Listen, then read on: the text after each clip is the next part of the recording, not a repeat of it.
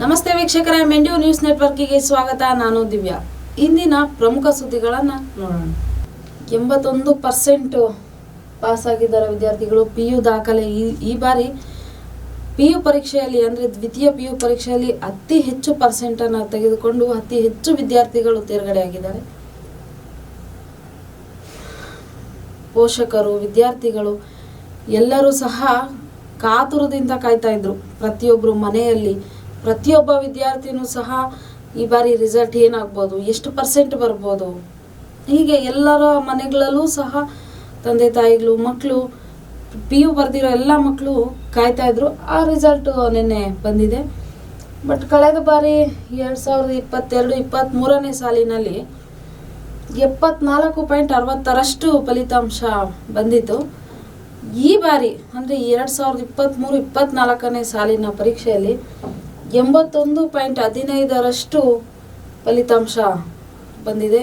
ಇನ್ನೂ ಹೆಚ್ಚು ಫಲಿತಾಂಶ 6.48% ಕಳೆದ ಬಾರಿಗಿಂತ ಈ ಬಾರಿ ಹೆಚ್ಚಾಗಿ ಪರೀಕ್ಷೆ ಫಲಿತಾಂಶ ಬಂದಿದೆ. ಇನ್ನು ಏನು 6,81,79 ವಿದ್ಯಾರ್ಥಿಗಳು ಪರೀಕ್ಷೆ ಬರೆದಿದ್ರು. ಇದರ ಪೈಕಿ 5,52,690ರಷ್ಟು ವಿದ್ಯಾರ್ಥಿಗಳು ತೇರ್ಗಡೆಯಾಗಿದ್ದಾರೆ. ತೇರ್ಗಡೆಯಾಗಿರುವಂಥ ಎಲ್ಲ ವಿದ್ಯಾರ್ಥಿಗಳಿಗೂ ಅಭಿನಂದನೆಗಳು.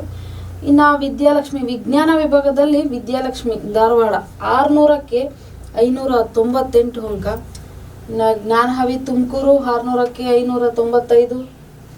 ವಾಣಿಜ್ಯ ವಿಭಾಗ. ಇನ್ನು ಕಲಾ ವಿಭಾಗದಲ್ಲಿ 3 ವಿದ್ಯಾರ್ಥಿಗಳು, ಮೇಧಾ ಡಿ ಬೆಂಗಳೂರಿಂದ 600ಕ್ಕೆ 596, ವೇದಾಂತ್ ವಿಜಯಪುರ 600ಕ್ಕೆ 596, ಕವಿತಾ BV ಕೊಟ್ಟೂರು 600ಕ್ಕೆ 596 ಅತಿ ಹೆಚ್ಚು ಅಂಕಗಳನ್ನು ತೆಗೆದು ಉತ್ತೀರ್ಣರಾಗಿದ್ದಾರೆ ವಿದ್ಯಾರ್ಥಿಗಳು. ಇವರ ಏನು ಎಲ್ಲ ತೇರ್ಗಡೆ ಆಗಿರೋ ವಿದ್ಯಾರ್ಥಿಗಳ ಭವಿಷ್ಯ ಇನ್ನೂ ಚೆನ್ನಾಗಿರಲಿ, ಮುಂದೆ ಇನ್ನೂ ಅತಿ ಹೆಚ್ಚು ಮಾರ್ಕ್ಸನ್ನು ತಗೊಂಡು ಇನ್ನೂ ಹೆಚ್ಚು ಮುಂದೆ ಎಜುಕೇಷನ್ನ ಪಡೆದು ನಮ್ಮ ಸಮಾಜಕ್ಕೆ ಒಂದು ದಾರಿಯಾಗಲಿ ಅಂತ ಹೇಳ್ತಾ, ನೆಕ್ಸ್ಟ್ ನೋಡೋದಾದರೆ ಚಿಕ್ಕಬಳ್ಳಾಪುರ ಕ್ಷೇತ್ರದಲ್ಲಿ ಅಭಿವೃದ್ಧಿ ಪರ್ವ ಸುಧಾಕರ್ ಭರವಸೆ. ಏನು ವಿಶ್ವನಾಥ್ ಅವರು ನಮ್ಮ ಮಗನಿಗೆ ಟಿಕೆಟ್ ಕೊಡಬೇಕು, ಸುಧಾಕರಿಗೆ ನಾನು ಬೆಂಬಲಿಸೋಲ್ಲ ಅನ್ನೋದು ಒಂದು ಮಾತಿತ್ತು. ಕೆಲವೊಂದು ಮನಸ್ತಾಪಗಳಿತ್ತು. ಬಟ್ ಅದೆಲ್ಲ ಒಬ್ರಿಗೊಬ್ರು ಮಾತನಾಡಿ, ಅಮಿತ್ ಶಾ ಅವ್ರು ಬಂದು ಮಾತನಾಡಿ ಇದೆಲ್ಲ ಶಮನ ಆಗಿತ್ತು. ಇದಾದ ಮೇಲೆ ಮೊನ್ನೆ ಅಂದರೆ ನಿನ್ನೆ ವಿಜಯನಗರದಲ್ಲಿರುವ ಆದಿಚುಂಚನಗಿರಿ ಮಠಕ್ಕೆ ಸುಧಾಕರ್ ಅವರು ಭೇಟಿ ನೀಡಿ ಅವರ ಆಶೀರ್ವಾದ ಪಡೆದಿದ್ದಾರೆ. ಇದೆಲ್ಲ ಆದ ನಂತರ ವಿಶ್ವನಾಥ್ ಅವರು ಚಿಕ್ಕಬಳ್ಳಾಪುರದಲ್ಲಿ ಕಾಂಗ್ರೆಸ್ ತಲೆ ಎತ್ತಲು ಬಿಡೋದಿಲ್ಲ, ಯಾವುದೇ ಕಾರಣಕ್ಕೂ BJP ಸೋಲೋದಕ್ಕೆ ನಾನು ಬಿಡಲ್ಲ, ನಮ್ಮದೇ ಪಕ್ಷ ಬರಬೇಕು, BJPನೇ ಗೆಲುವಾಗಬೇಕು, ಕಾಂಗ್ರೆಸ್ಸನ್ನು ಸೋಲಿಸ್ತೀವಿ, 100ಕ್ಕೆ 100% ಈ ಸಾರಿ BJPಗೆ ನಾನು ಸಪೋರ್ಟ್ ಮಾಡ್ತೀನಿ, BJP ಪರನೇ ನಿಲ್ತೀನಿ ವಿಶ್ವನಾಥ್ ಅವರು ಹೇಳಿದ್ದಾರೆ. ನೆಕ್ಸ್ಟು ನಾಗರಬಾವಿ ಬ್ರಿಡ್ಜು ಸುಮ್ನಳ್ಳಿ ರಸ್ತೆ ಅವ್ಯವಸ್ಥೆ. ನಾಗರಬಾವಿಯಲ್ಲಿರುವ 2 ಕಿಲೋಮೀಟರ್ ಸರ್ವಿಸ್ ರಸ್ತೆಗೆ ಪೈಪ್ಲೈನ್ ಅಳವಡಿಕೆ ಮಾಡೋದಕ್ಕೋಸ್ಕರ ರೋಡನ್ನು ಅಗಿಲಾಗಿತ್ತು. 2 ಕಿಲೋಮೀಟರ್ ಅಷ್ಟು ಉದ್ದದ ರೋಡನ್ನು ತೆಗೆದಿದ್ರು. ನಾವು ಈ ವಿಜುವಲ್ಸ್ನ ನೋಡ್ತಾ ಇದ್ದೀವಿ. ಸರ್ವಿಸ್ ರಸ್ತೆಯ ಅವ್ಯವಸ್ಥೆ ಏನು, ಈ ರೋಡ್ನ ಅಗಿದ್ರು 4 ತಿಂಗಳಾಗಿದೆ. ಬಟ್ ಇದುವರೆಗೂ ಅದನ್ನು ಸರಿ ಮಾಡಬೇಕನ್ನೋದು ಅಲ್ಲಿನ ಅಧಿಕಾರಿಗಳು, BBMP, BDA ಯಾವುದೇ ಅಧಿಕಾರಿಗಳಿಗೂ ಸಹ ಅದು ಇನ್ನೂ ಗಮನಕ್ಕೆ ಹೋಗ್ತಾ ಇಲ್ಲ ಅನಿಸುತ್ತೆ. ಆ ಕೆಲಸದ ಬಗ್ಗೆ ಯಾರಿಗೂ ಗಮನ ಇಲ್ಲ. ಇನ್ನು ಇದರಿಂದ ಆ ನಾಗರಬಾವಿ ರಸ್ತೆಯಲ್ಲಿ ತುಂಬ ಅಂದರೆ ಅತಿ ಹೆಚ್ಚು ವೆಹಿಕಲ್ಸ್ಗಳು, ವಾಹನ ಸವಾರರು ಇದ್ದಾರೆ. ಬೆಳಗ್ಗೆ, ಸಂಜೆ, ಮಧ್ಯಾಹ್ನ ಯಾವ ಟೈಮು ಸಹ ಬಿಡುವಿಲ್ದಿರೋ ರಸ್ತೆ ಅದು. ಬಟ್ ಎಲ್ಲ ಒಂದು ಕಡೆ ಈ ರಸ್ತೆನ ನಾವು ನೋಡ್ತಾ ಇದ್ರೆ ಅಟ್ಲೀಸ್ಟ್ 2 ವೀಲರ್ಗಳು ಸಹ ಪಾಸ್ ಆಗ್ಬೋದು. ಇಲ್ಲಿ ಕೆಲವೊಂದು ಪೋಷಕರು ಸಹ ಮಕ್ಕಳನ್ನು ಸಹ ಕರ್ಕೊಂಡು ಹೋಗ್ತಿರ್ತಾರೆ. ಅಂಥ ಟೈಮಲ್ಲಿ ಧೂಳು, ಅಕ್ಕಪಕ್ಕದ ಜನತೆಗೂ ಅಲ್ಲಿರೋ ಮನೆಗಳಿಗೂ ಸಹ ಈ ಧೂಳುಗಳಿಂದ ಅತ್ಯಂತ ಕಿರಿಕಿರಿ ಉಂಟಾಗ್ತಾ ಇದೆ. ಇದ್ರ ಬಗ್ಗೆ ಯಾರು ಇನ್ನೂ ಗಮನ ತಗೊಂಡಿಲ್ಲ. ಒಂದು ಕಡೆ ಮತ್ತೆ ಟ್ರಾಫಿಕ್ಕು ಸಹ ಜಾಸ್ತಿ ಆಗ್ತಾ ಇದೆ. ಈ ರಸ್ತೆ ಸರಿ ಹೋದರೆ ಅಲ್ಲೂ ಇಷ್ಟು ವೆಹಿಕಲ್ ಪಾಸ್ ಆಗ್ಬೋದು. ಬಟ್ ಅದ್ರ ಕಡೆ ಯಾರು ಗಮನ ಹರಿಸಿಲ್ಲ. ಇನ್ನು ಇದ್ರ ಬಗ್ಗೆ ಅಲ್ಲಿರೋ ಏನು ಸ್ಥಳೀಯ ಮುಖಂಡ ಚಂದ್ರಶೇಖರ ಗೌಡ ಅವರು ಇದನ್ನು ಇನ್ನೂ ಸರಿ ಮಾಡಿಲ್ಲ ಅನ್ನೋದಾದರೆ ನಾವು ರೋಡ್ಗೆ ಇಳಿದು ಹೋರಾಟ ಮಾಡಬೇಕಾಗುತ್ತೆ ಅನ್ನೋ ಮಾತನ್ನು ಸಹ ಹೇಳಿದ್ದಾರೆ ನೆನ್ನೆ. ನೆಕ್ಸ್ಟು ನೋಡೋಣ. ಹಿಂದೂ ಮತ ಬೇಡ, ಸುಳ್ಳು ಸುದ್ದಿ ವಿರುದ್ಧ ಸಿದ್ದು ಕೇಸ್.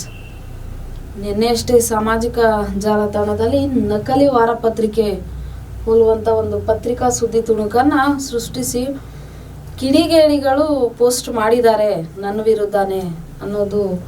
ನಾನು ಈ ಪೋಸ್ಟನ್ನು ಮಾಡಿಲ್ಲ ಅನ್ನೋದು CM ಸಿದ್ದು ಅವರ ಮಾತು. ಅವರು ಈ BJP ಹಾಗೂ JDS ಇಬ್ಬರು ಸೇರಿಕೊಂಡು ನಮ್ಮ ಬಗ್ಗೆ ಅಂದರೆ ಈ ಹಿಂದೂ ಮತ್ತು ಮುಸ್ಲಿಮ್ ಅವ್ರ ಬಗ್ಗೆ ಮನಸ್ತಾಪಗಳನ್ನ ತಂದೊಡ್ಡಿದ್ರೆ ಎಲ್ಲ ಒಂದು ಕಡೆ ಈ ಲೋಕಸಭಾ ಚುನಾವಣೆಯಲ್ಲಿ BJP ಹಾಗೂ JDS ಅವರಿಗೆ ಮತಗಳು ಜಾಸ್ತಿ ಸಿಗಬಹುದು. ಈ ಒಂದು ಕಾರಣದಿಂದ ಸುಳ್ಳು ಸುದ್ದಿನ ಅರಿಬಿಟ್ಟಿದ್ದಾರೆ. ಈ ಥರದಕ್ಕೆಲ್ಲ ನಾನು ಎದುರ್ಕೊಳ್ಳಲ್ಲ, ಈ ಥರ ಓಲೈಕೆಗೆಲ್ಲ ನಾನು ತಲೆನೇ ಕೆಡಿಸ್ಕೊಳ್ಳಲ್ಲ. ಯಾರೇ ಮಾಡಿರಲಿ ಈ ಕೆಲಸನ ಅವರಿಗೆ ಕಾನೂನು ಕ್ರಮ ತಗೊಳ್ಳೇಬೇಕು. ಇದೆಲ್ಲ ಮಾಡೋದ್ರಿಂದ ನನ್ನನ್ನು ಯಾರೂ ಈ ಪಕ್ಷದಿಂದ ಅಥವಾ ಈ ರಾಜಕೀಯದಲ್ಲಿ ಕಡಿಮೆ ಮಾಡೋದಕ್ಕಾಗೋದಿಲ್ಲ. ಹಿಂದೂಗಳ ಅಗತ್ಯ ನಮಗೆ ಬೇಡ, ಮುಸ್ಲಿಮರ ಮತ ಸಾಕು ಅಂತ ನಾನು ಹೇಳೇ ಇಲ್ಲ. ಇದೆಲ್ಲ ಫೇಕು ಅಂತ CM ಸಿದ್ದು ಅವರು ಹೇಳಿದ್ದಾರೆ. FIR ಕೂಡ ದಾಖಲಾಗಿದೆ. ನಾವು ಹಲವಾರು ಈ ಸುದ್ದಿ ಹರಿದಾಡೋದಕ್ಕೆ ಮುಂಚೆನೇ ನಾವು ಹೇಳ್ತಾ ಇದ್ವಿ, ಯಾವುದೇ ಆಗಲಿ ಫೇಕ್ ವಿಡಿಯೋಸು, ಫೇಕ್ ಸುದ್ದಿಗಳು ಇದನ್ನೆಲ್ಲ ಸಾಮಾಜಿಕ ಜಾಲತಾಣ ಹಾಕಬಾರ್ದು. ಯಾರೇ ಹಾಕಿದ್ರು ವಿರುದ್ಧನೇ ಕ್ರಮ ತಗೊಳ್ಬೇಕು ಅನ್ನೋದು ನಮ್ಮ ಪಕ್ಷದಿಂದ ಆಲ್ರೆಡಿ ನಾವು ಘೋಷಣೆ ಮಾಡಿದ್ವಿ. ಬಟ್ ಈಗ ನನ್ನ ಬಗ್ಗೆನೇ ಈ ಥರ ಫೇಕ್ ನ್ಯೂಸ್ ಹಾಕಿದ್ದಾರೆ. ಈ ಪ್ರಕರಣವನ್ನು ಕಾನೂನಿನ ಮೂಲಕ ತಾರ್ಕಿಕ ಹಂತಕ್ಕೆ ಕೊಂಡೊಯ್ಯುತ್ತೇನೆ. ಕಾನೂನಿನ ಮೂಲಕ ಇವ್ರಿಗೆ ಪಾಠ ಕಲಿಸ್ತೀನಿ ಅನ್ನೋ ಮಾತನ್ನು ಸಹ CM ಸಿದ್ದು ಅವರು ಹೇಳಿದ್ದಾರೆ. ನೋಡಿದ್ರಲ್ಲ ವೀಕ್ಷಕರೇ, ಇದಾಗಿತ್ತು ಈ ಕ್ಷಣದ ಪ್ರಮುಖ ಸುದ್ದಿಗಳು. ನಿರಂತರ ಸುದ್ದಿಗಾಗಿ ನೋಡ್ತಾ ಇರಿ ಮೆಂಡು ನ್ಯೂಸ್ ನೆಟ್ವರ್ಕ್. ಮೆಂಡು ನ್ಯೂಸ್ ನೆಟ್ವರ್ಕ್, ಸತ್ಯದ ಕನ್ನಡಿ.